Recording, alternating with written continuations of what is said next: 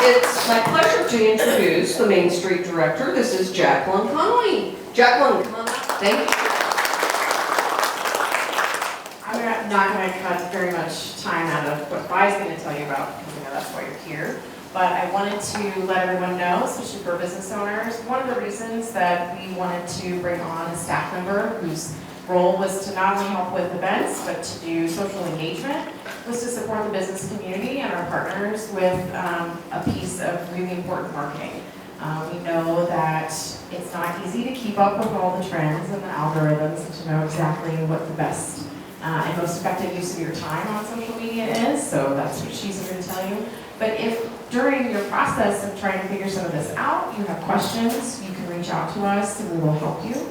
And she started a new series called Things to Do in Los Alamos on various days of the week. So if you have something interesting going on, it doesn't even have to be a major event, it's just something kind of small or fun happening, let us know and we'll come shoot a little bit of a reel and share it and tag you in it, and then you can share it and you don't have to do any work. So, but let's go ahead and have Vi come up and teach you guys a little something about social engagement.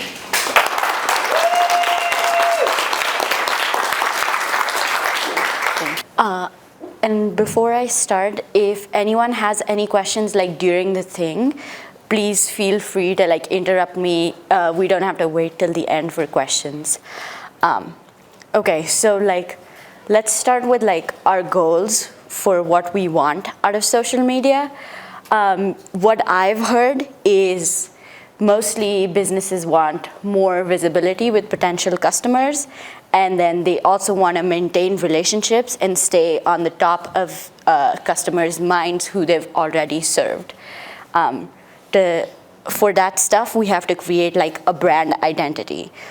These are just quotes from other businesses that have stepped up their sort of social media game. And Jill from Samizdat said she's seen like a 30% increase in her sales. And the people over at Dala mentioned that social media is the fastest way to get out any like emergency information that they ever have, like in case of like snow days or whatever. Actually, even our county does put snow days and stuff on their Instagram, on their Twitter, as does Santa Fe County. So it's not like, you know, that only people are using it for like casual stuff. It's also like important.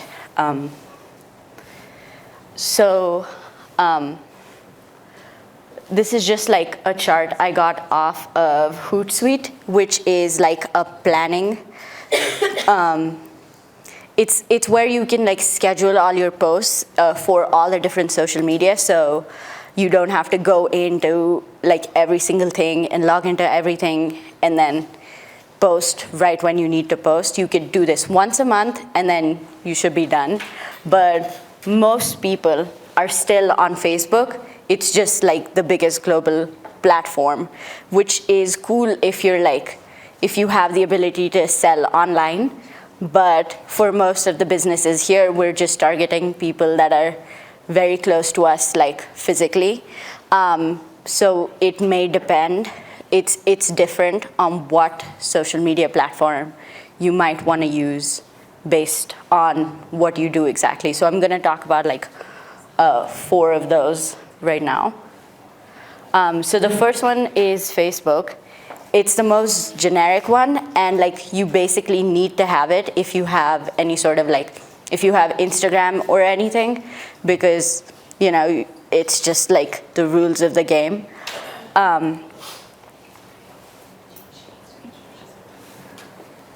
Wait, should I be closer to the mic? Is that what I heard? My bad.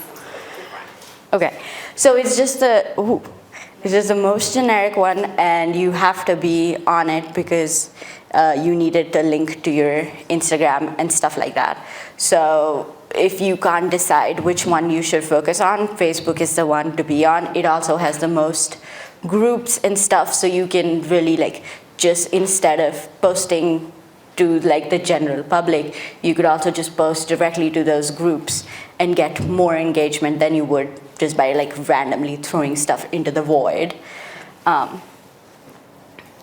The second one is Instagram. I really like Instagram. It has the most engaged viewers, and it has viewers that spend the most number of time on any given social media. There's also ways to offer like in-app shopping, which really like boosts your posts, which is weird because like for Facebook you have to pay for the ads and then you get boosted. But if people are buying your stuff on Instagram or like clicking through to your website, then you just auto get boosted automatically. So Twitter is for businesses that are not very visual, and it's also good for maintaining ties with like more serious sort of stuff. So like if you want to like talk to your senators or if you want to talk to anyone who's like a politician, they're going to be more interactive on Twitter than any other social media platforms. Do we have any questions so far? Does anyone think like, oh, I don't know what kind of like stuff my business does. I don't know which one I should focus on? Yes. Is this hierarchy the same for Los Alamos County? Has any research been done? Is Facebook the best for Los Alamos? Yes, it is, because we have so many more groups on Facebook that are more interactive, which is why Facebook is still like the majority. It's also been here the longest. I think in Los Alamos, Twitter isn't really that popular, but like in my personal opinion, Twitter is also boring because there's not that many pictures, you know? So it doesn't like capture people's attention for as long. And these are just things that are built into the app. So even though we might have less users, because we're just like a small place with less people, it still works that way. And there's different like demographics. So we have a lot of like, like the demographic that's slightly older prefers to use Facebook because of the layout and stuff. And then the people that are just moving in right now prefer to use Instagram to get their information from. So there's also this, but like if y'all have any ties to the lab, I would suggest not. So,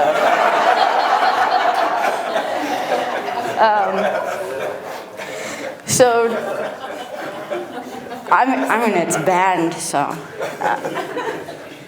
tips and tricks. Usually, I would suggest to plan out your content in advance. I would say like the easiest thing to do is like before the 1st of every month. So like the 30th of the previous month, just sit down and build like a bunch of posts, schedule them, forget about your Instagram and Facebook for the whole month. Like it literally should not take more than 2 hours maybe if you have the posts to set it up for the whole month. So that's plan and schedule. This one is easy. When it like sounds big, but it's literally just like responding to comments. So when people are like, when is this happening? When it's on the post, you just have to go be like, it's at 3 p.m. today, even though the information's right there. The pay attention to trends is doable if you have time to look at trends. But if you're like a small business that already has like a brand set up and you don't have the time to see what's trending, I would just stick to like doing what you're doing in your niche. And that'll just automatically boost you because you could also integrate that into your website. So you don't have to add more content to your website. It can auto update from your Facebook and your Instagram. I would suggest, like, if you have, like, for example, like Samizdat does sell books online, so they could just do the thing where they just start selling the books through Instagram's platform instead of linking everyone back to the website. And that would boost their visibility on the platform. You could also, I mean, definitely you should use analytics to see what posts of yours people interacted with most. Just off the bat, I'm going to say these things will always tell you to use faces. So if you use, if there are human faces in anything you post, it's just going to get boosted because humans like human faces. That's why. That's why pareidolia is a thing, like where we see faces in places there aren't any. Yes. So just a question, when you're talking about selling products on. Yes. Okay. When you're talking about selling products directly, do you know whether like Instagram or like Facebook have ways to tie that into like standard point of sale software? Like if someone uses like Square for their like web storefront, in terms of, so if you sell it on Instagram, it takes it out of your inventory in the same way would if someone purchased it off your website? Yes, I think there are ways to integrate that, and I think they use Square, or there's another one that's very similar to Square, but it has better privacy features. I don't know. It's also another, huh? Venmo? Not Venmo. It has like a food name, like a waffle or something. I don't know.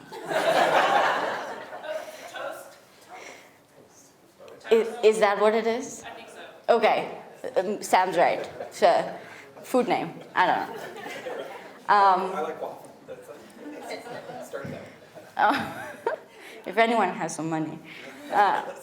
And then lastly, create a social media strategy. But if you already have a brand, then you have a strategy of what you want to present. So that should be the easiest. By what do you, sorry, so sorry, I was really loud. By what do you mean by that? If you already have a brand, you already have a strategy? So like in your branding, you should know what kind of image you want to portray and what kind of like engagement you want from your viewers or like your clientele. And so that is basically like it like literally lists out what, when you know what you want from them, you know how you can act to gain that. And so that should inform what kind of posts, what kind of information, what kind of things you want to be showing people. To go back to the example of Samizdat, her niche is to reach out. She knows like she can't beat Amazon, so she's reaching out to people that are, you know, super interested in like one specific thing that they can't find on Amazon, for example. So like the super nerds. And so she only shares on her Instagram like the like very hard to find books and stuff that are like specific to either Los Alamos or like games that you can't, that are really hard to access, and stuff like that. So she knows what she wants from the people, and that's what she posts on Instagram. I have one question. Hold on. Yes. This is working. Yay! This is just a comment or observation relating to safety. Yes. I've had hackers, spammers trying to get in, presenting themselves as being one thing. My classic one is claim to be your bank. They need to get some information from you about your bank account. So trying to have people be aware that hackers are trying to get in, and how can you control for that and this? So that's really hard to control for that because like, I mean, if you have people that are reaching out to you and asking you to like click on links and stuff, that should be like basic internet safety to not press that. But there are also other versions where they could just, they could change your password and then take your account, the whole thing, and then they have access to that. And in those cases, you can reach out to Facebook and Instagram, be like, hey, my account was hacked and stuff like that. But it's not sure that you'd get it back. So the easiest thing to do in those cases would be actually to either like close the account or make it so it's not public anymore. if you can still access it, because then whatever they post affects your brand identity, because you don't want like out of the county Instagram posting, hey, do you want to get like, I don't know, like a spam ad. So that's not, so if that happens to you, it would be easier to start from scratch and rebuild your following, because people that are looking out for you will be like, oh, I think I followed them, where did they go? And then they'll search for you again. Sandy? I just wanted to add, you have to be careful also. Hi, I just wanted to add, I was told by the leadership, our leadership in Santa Fe, you also have to be careful with your QR codes. Those can be hacked. So if you create a QR code, be very careful, check on it.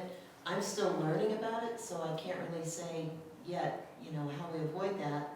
The other thing, if you don't mind, Vi, I'd just like to say if you're selling online, please check your transaction logs daily at a minimum, because there are fraudsters who they'll do card testing on donation sites as well as regular e-commerce sites, and you can't get out of the transaction fees. So just please be aware of that.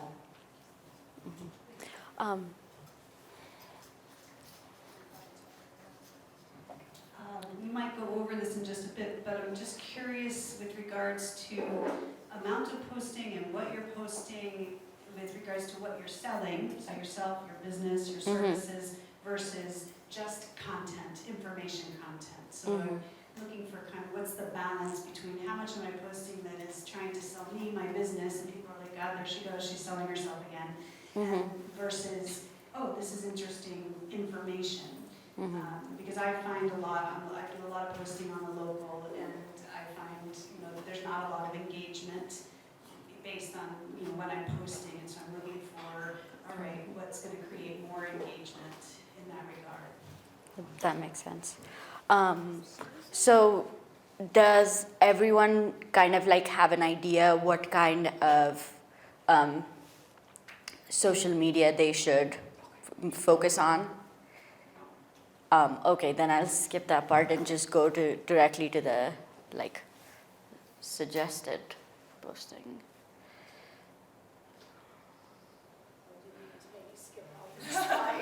No, those were extra anyway, just in case people had questions. So here's a sample social media plan, and this is on Later, which I like because it puts it like a calendar. Hootsuite doesn't do this in this way, so yeah. Later with an A or later with an 8. But so basically this is for the month of March, and the good thing about that was all of the events or stuff that we hadn't planned was all on Tuesdays for some reason. So these are all just I don't even remember what they were, but I think it was Pi Day and stuff like that. So just stuff that you want to wish people on that are just going on. That's really easy. Even Facebook will help you generate a post for that, and then you could just you could even download a little image that is free of copyright off of Google, and then put your brand logo on it, and then just schedule it for the day of.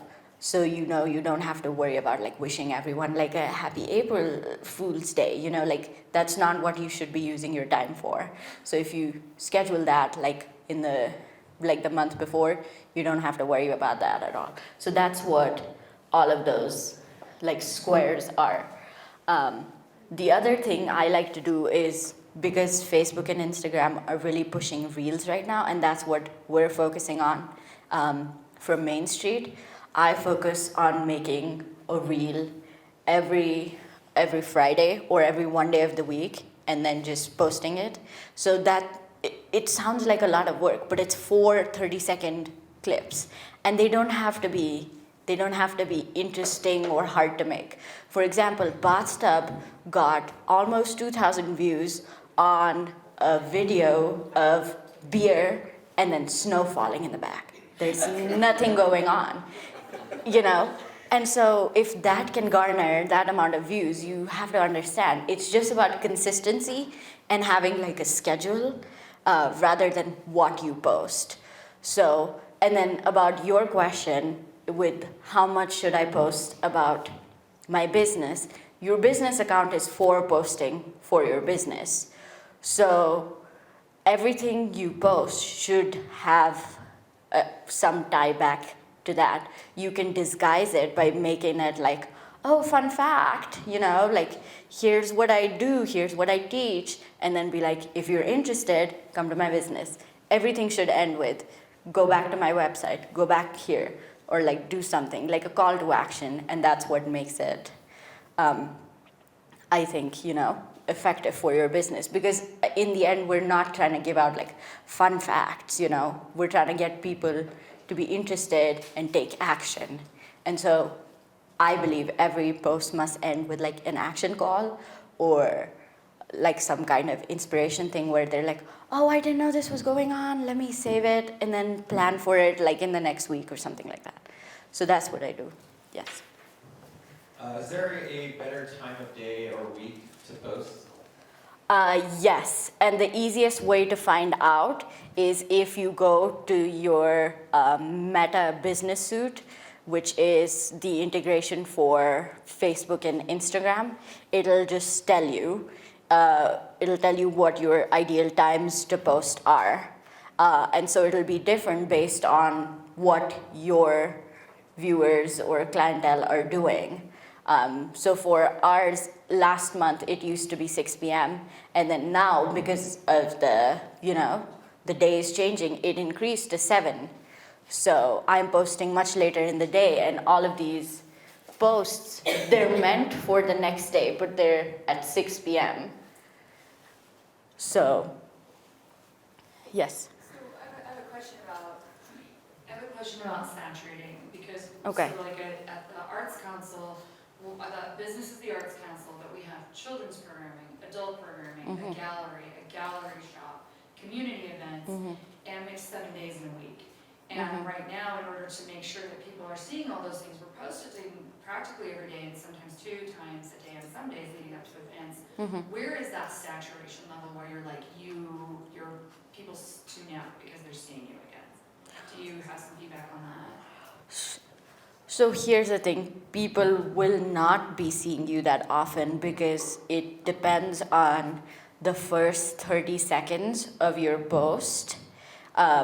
And like seeing how many like likes or comments that gets, depending on that, that's how much it's boosted. And so I think in Instagram, even if you post every day, only 17% of the people that follow you will see you, which is a very, very low number. So you could be posting every day, every hour of every day, and people's feeds would not be saturated with you. That's great, thank you. That's like the opposite of what I've heard, so that's really encouraging. Oh, yes. Yeah. Hi, I'm Oh, just my curious bad. about going back to that Meta Suite. Yes. So you like later. Yes. And I have used Hootsuite for years. Yes. I'm not using it anymore because it's very expensive if you've never used Hootsuite before as a small business. But what about just using the planner on Meta Suite? If you're just focusing on Instagram and Facebook, then that is fine. Okay. Like that, Yeah, that so you works. don't have to spend money. Okay. But like we also have Twitter and I want to go into TikTok, so it was good for us to have. Yeah, so people might not know that, but I didn't know it, and then I realized, oh, I could save $400 a year using Facebook's planner. Exactly. And the good thing about Facebook's planner is it'll give you, like it'll tell you what's going on.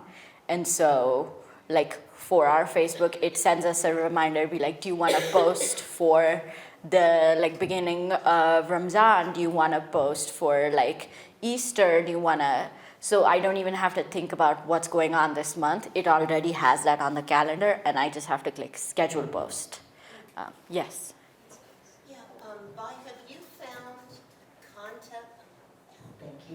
have you found contests to be effective at all? I just remember years ago, a friend of mine, she had a blog, and I think she was kind of an influencer, and she would, some business would run a contest with her on her blog, and if you won, you got a product. Do you, in your experience, know if that is effective at all to run a contest? Thank you. So there were two different questions implied in that one question. So like a contest would be more like do something and you'll win something. The thing that is successful is a giveaway in which you don't have to do something. You just have to like, oh, maybe follow me back or like this post and share it. And those are good for getting more publicity. The thing is that most of us have such a small reach that even if everyone, like most of the people here are transplants. So if, for example, I shared it on my Instagram, and then the like heading said, oh, Los Alamos something, people are not gonna follow because they're like, this is not relevant to me. So you could do that, but I don't think it would be the best usage of your energy. And it takes a lot of engagement to respond to comments and check who's done the following, who's done everything. And most of y'all are too busy to do that. So, but yeah, that was basically all of it. So, do we have any other questions? You had a slide you went past that I think was really effective. Okay. When you presented. This one? Yeah. Okay. So then I guess this is kind of going back to Sam's question of how to create a social media strategy, and we kind of talked about it already, but so this would all be known to you if you know your sort of like brand identity, you know what kind of people you're reaching out to. If you're reaching out to sort of older people that have the ability to spend money, then you'd be on Facebook if you're mostly doing like stuff where you just want like a bunch of people and you just want people to know about you and not necessarily spend money, you'd be focusing on maybe TikTok and Instagram. So that works into that. So this is also important for every month. After you're done scheduling your post, at the end of the month, you can just log in to your Facebook or Instagram or Twitter, and it'll tell you which posts did well, what people interacted with, what they said, and stuff like that. And so you can make changes depending on that. If your posts about like, if like a post with like a black background doesn't do as well as like a post with a white background, then you know that you can change it out for next month. Oh, and I really like this tip because we're in such like a small community, we can just copy from other people without any consequences. So, like if you're like, for example, Victor's landscaping, they were like, what do we post? We just like do landscaping. And I was like, well, if you look up, there's this really cool company in like Oregon that makes like Instagram videos about how to do landscaping, and they do time lapses. And you could copy that because we don't have, like your clientele is not overlapping even on the slightest. So if you just have no idea what to post or what to schedule, you could just look up what are art centers in like Los Angeles doing, what are art centers in New York City doing, and then post that. Or make something that looks like that and then schedule it. So, yes. You also talked about not being in isolation. So if you will reference like kind of how they should engage with other community businesses or owners and like what that might do for them. So we're also like a small community in which like we can engage with other businesses without them being our competitors, like, and the thing that that does is it boosts our posts without having to pay money, and also gets us goodwill. So for example, on the Main Street account, we post about bathtub a lot. And every time we do, bathtub shares it on their Facebook or whatever. And so we are indirectly reaching out to their audience, even though it's our post and we didn't pay any money to them to do that. So every time you're like, if you find someone who's like in your niche, but like not a direct competitor, it would be helpful to be like, oh, someone else is having this sale. Or fun fact, did you know this other business is as old as I am and we started in the same day and we're friends or something. And it's fine to share that, and it doesn't, it actually makes you appear more approachable as a brand rather than being like, oh, this person only talks about like their business and this is so boring, sort of. Yes.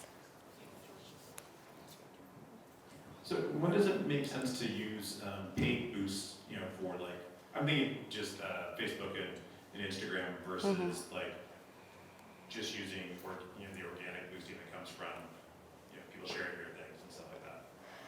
So you would use that if you were something like Meow Wolf. Has everyone seen the like Meow Wolf ads? Because they want people from like the neighboring states to literally travel there to go to Meow Wolf. That's their thing. Like all the businesses here, I don't think that's our goal. So I don't think that we should be spending money to reach out to, because you have to advertise by zip code. And so I don't know if we want our reach to be outside of this, or we just want to engage people here. So the things that we would use here would be to maybe go through like more like email oriented stuff, or go through like the like family groups here, or like the hiking group of Los Alamos, to get more of those engaged viewers rather than pay for like a boosted ad where you don't know who these people are that are seeing your stuff, and you don't know if they want to use your stuff regularly, Okay.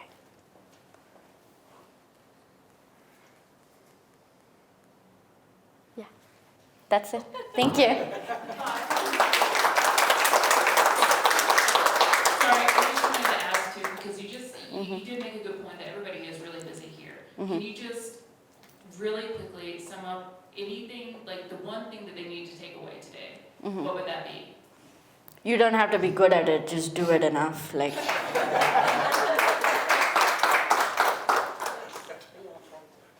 Any other questions? Great. Thank you. Everybody, thank you. 5. We've got one right over here. Yes. Yes. So sorry. You Yes. mentioned groups several times. Yes. So we have some big groups in Los Alamos, like the Keep It Local, the Shop Local, those. Is there a way in those that we can post as our own business? Because frequently you can't post as the business page, like you can't share from the business page into those groups. Or is that something that those groups have set up? Because like I have to log into my personal page and then share Los Alamos Arts Council into those groups. Is there something we can do to encourage those groups to let us post as our businesses? So Facebook is changing from the classic page experience to a new page experience. I don't know if your page is in the old version or the new version, because in the new version you can post as the business directly, and you can schedule it to be posted in the group. Okay, yeah, we're still like, it lets us like 1 or 2 we can, and the rest it's like, you can't, you have to be your own person. Jackie. I ran into that, so then I went in as my business, and I asked to be a member of the group as the business. And then that's how I got in. But I will tell you with MetaSuite, sometimes you think you've posted to all those groups, but you only posted 3 at a time. Then sometimes it'll show you, yes, we're posting, you're going to be posting to everything. And other times you don't see that same message. So half the time I never know if I'm actually posting to those groups. But that's how you do it. You go to your business. You become a member as your business. I've been denied frequently from the ones. Yeah. Then I would send a message to the administrator. Because that's a human problem. That's not like a, yeah. There are certain pages that when you try to post as a business or something, they may say, you can't post on this page, you need to post over here. Yeah, that's what I run into a lot, is like, we cover all of Los Alamos and White Rock, but I can't post in the White Rock group Right, because because you're not local. physically located in Oh, Los White Rock Alamos. definitely says no. Yeah, not even go I've there. talked to them. They They don't- say, you don't live in White Rock, so you can't Right. post. And you're not a business in White Rock. I have so you so can't many post White everything. Rock clients. It's ridiculous. Yeah, I know, like, White Rock parents. That's interesting, I didn't know that. If y'all are in the Main Street district and you can't post to big groups, send the post to me. I'll do it for you.